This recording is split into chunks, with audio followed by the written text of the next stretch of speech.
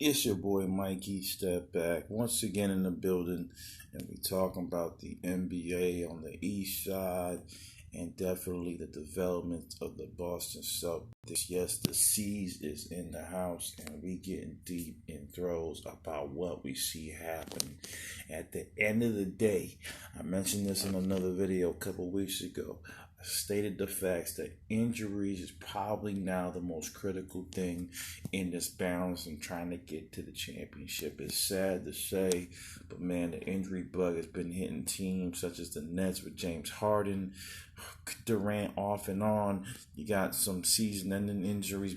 We saw that Avdija hurt his freaking leg, broke it. Looks like doing those leg breaks. It's just crazy out here. I don't know who's going to be healthy. AD's kind of iffy. LeBron's out. I mean, when you thought it was good and load management was a problem, guess what? I guess load management makes sense based upon what I'm seeing. NBA is frail, and the Boston C's look like they have an opportunity, along with the Heat, to sneak in while everyone gets beat up. So let's talk about what they got. Jaylen Brown, we know about the boy. All-star level play this year. Tremendous. Fourth year, only 24 years old. Him and Tatum make the tandem that scares the NBA to death. Maybe the best shooting guard, small forward tandem in the NBA. Then we add on to the fact that they added on Evan Fournier. See, it's the small moves that make the big moves for the team. And Evan Fournier definitely was a sneak peek for the Boston Celtics. The man was probably the star of the Orlando Magic, and they sneak this guy in a little trade as the Magic divulge their team. Not bad. Another score. Third option. How much more can you want from an offensive perspective with this team? Luke Kornet is added. I mentioned him. I don't know if he's going to stay with the team, but it was a nice add. He doesn't look big, but he is. 7'2", 250, 25 years old. Kid played out of Vanderbilt. A smart talent, right? He got that on his shoulders. Just seems to rebound well. Great. Will Purdue type of dude. Jordan had that. I consider him that. I think Luke's a little bit more athletic. I think Luke has a little shot as well. Not a bad pickup for this team, and a smart player. So Boston Celtics again doing little slight moves. They couldn't get Drummond, so they added somebody from the G League prospects. Romeo Langford, the kid out of Indiana, really never has come through, and reason why he couldn't get an opportunity is too stacked, man. How do you get an opportunity when you got Jaylen Brown, Tatum, and Kemba Walker? I haven't even gone there yet.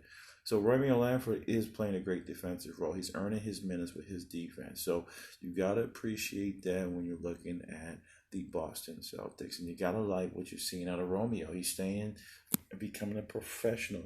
Understand his role. Understand, hey, I know I'm supposed to be a superstar, but right now I got to help this team win, and then I can figure out on my next contract. So Romeo, great job in the minutes he's playing. That's what I'm talking about, spot minutes. Dudes that can play spot minutes are very, very important to a team because of what they can do in a shorter span. Naismith doesn't play too much, but not bad. A guy that you can possibly see come in as another three-point shooter. Ojale, again, they get these guys between 6'4" and 6'7" that can play multiple roles. And all three of these guys kind of fulfilling that facet from the 1 to the 3, and I would say more 2-3 than 1 through 3, right? Jabari Parker, let's key in. $2 million from a former first round pick, top lottery guy who was number 1 in high school coming out. I mentioned sneaky moves. I mentioned smart executives. Danny Ainge belongs up there with the greats. The dude is making tremendous moves. He picks up Parker on the cheap. 6'8", I would say 6'9", 245. He can come off the bench from a power forward perspective and give you another option that can help this team get the ball in the basket and has pretty good offensive rebounding skills. They kept Kelvin Pritchard, a solid defensive guard, 206, built like a running back. I guess some things stay the same. They need that defense, and that's what Pritchard brings along with his buddy, Mr. Marcus Smart. Still on the squad, a little bit healthier now. Let's see what they get out of those two from a defensive perspective, going against the best in the NBA in what I call the guard league heaven right now. It's the guard universe at the end of the day. Jason Tatum, we know about the boy, right? We talked about him and Jalen being the 1-2 punch. I'm saying that because Kemba's getting older, losing a little bit of the swag. He's 30 years old. We're going to get to him in a minute. Does he have anything left, right? Tristan Thompson brought in for the muscle, right? That's your muscle boy, Tristan Thompson. So you got to appreciate that move there and understand what's going on with that. Other things that stand out, let's go up, to me, is the play of Kevin Walker. Right, that's going to be really. I'm going to pause for a minute because I'm thinking about how does Kemba Walker come back from being the type of player that he is, right? That is the issue. He's not the same guy that we saw in Charlotte. There's something up with him at this point. I don't know what it is, right? But it's not the same dude. He's in his prime. You know, it shouldn't be maxing out at this point. You should be at your max, right? I'm not sure what we got, man. I had to pause and just go, where's my New York buddy at, man? Will the real Kemba please stand up is the question from Charlotte. If they're able to get him going along with Tatum, you got Jay Brown, you got Evan Fournier. If they can somehow get that speed train rolling, I think there's an opportunity. There's definitely an opportunity for this team to be very, very special. And if they can get him going along with some of the defensive capabilities that they got with Tristan, and you got your Cornets of the world, there may be something happening with the C's, possibly winning the Eastern C's because of injuries. No slack to Milwaukee. We know the deadly moves they did. We're going to get into them. No slack to Miami.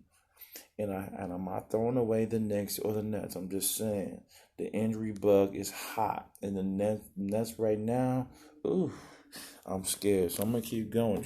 Trevon Waters doesn't play too much. He needs to.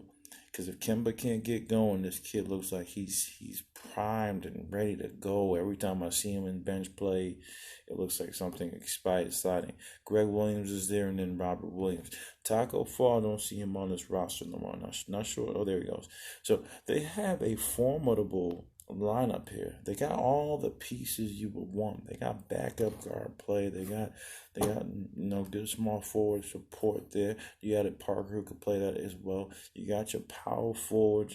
Tristan kind of plays, a hybrid type of role. If there's one position I would say that stands out to me that needs a little bit of help, definitely is a full-time true power forward. But, you can put Jabari there, and then you got a center that are just a mountainous. You got 6'8" Robert Williams with a 7-foot wingspan. You got your boy Taco, and you got your boy Cornet. I don't know what else to say for you. They're going in strong. They got young talent. They got shooters. They got small forward. They got defense. They got 4 guys that can kill you. Tatum, Fournier, Brown, and Kemba. Hate to say it, folks. C's may be the sleepers of the East. I'm going to step back and let you go on this monotone video because I want to let y'all think about it. What y'all think about the C's becoming the C's of the East? I don't know, but it looks like they're on their way, especially if injuries continue. I'm gone. Peace. Step back, kids.